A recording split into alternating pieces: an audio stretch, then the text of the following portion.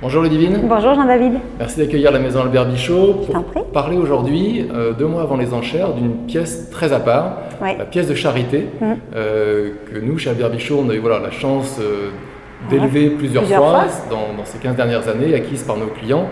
Mais c'est une pièce qui résonne particulièrement. Alors, en quelques mots, déjà, le principe de cette pièce de charité. Alors, le principe, c'est que les hospices de Beaune ressortent de leur production globale un fût, une pièce qu'elles dédient dans un moment particulier de la vente et dont les fonds récoltés sont reversés intégralement à une association qui change d'ailleurs chaque année et portée par un président, un ou plusieurs présidents. C'est pour ça qu'elle s'appelle aussi parfois pièce des présidents.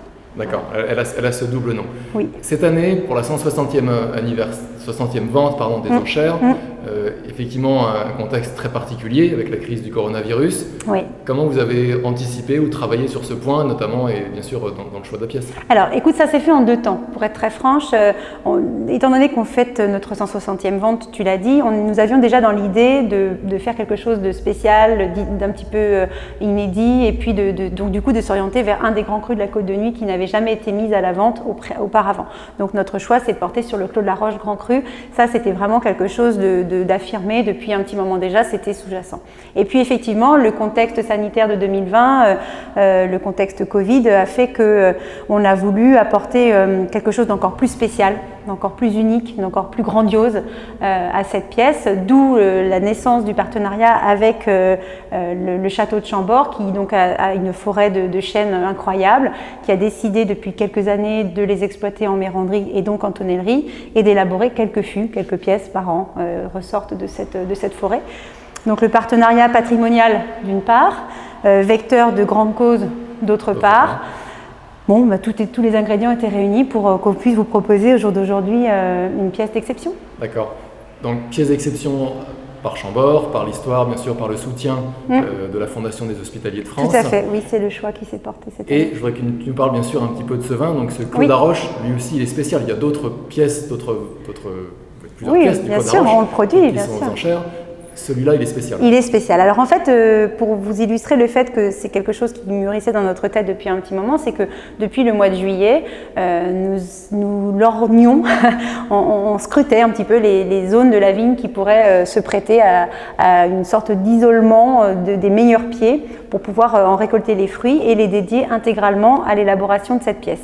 Et c'est ce qui s'est passé. Donc on a récolté une zone en particulier, on a mis les raisins dans des caisses sur une palette spéciale. Ça correspond à la partie vieille vigne du Clos de la Roche, mais pas toute la vieille vigne. Sur un climat particulier? Alors c'est le même climat que le reste, parce que c'est tout dans la même zone, ce sont les froids chauds. Les froids chauds. En revanche, ces raisins-là ont été vraiment écartés, donc tout le reste de la parcelle, jeune et vieille vigne, a été récolté, vinifié, c'est d'ailleurs en fût derrière nous, c'est d'ailleurs entonné aujourd'hui.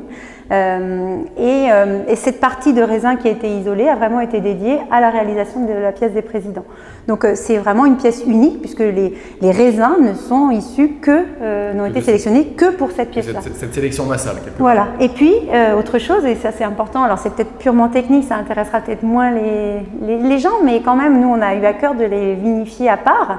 Et on les a vinifiés dans le fût ici présent. On avait enlevé le fond, on l'a mis debout, on a fait de la vendange entière, on l'a fait fermenter dedans. Une vinification intégrale, c'est ça? Alors intégrale, c'est quand les fûts sont fermés. Mais en tout cas, une vinification effectivement qui a eu lieu dans la pièce qui recevra le vin en élevage par la suite. Donc on avait enlevé le fond, on l'a fait fermenter dedans, on a soutiré des cuvées. Et puis, donc en petite échelle, tout c'était comme de la dinette. Et puis, ensuite, on a fait refermer le fond par la tonnellerie Cadus, qui est l'élaborateur de ce fût.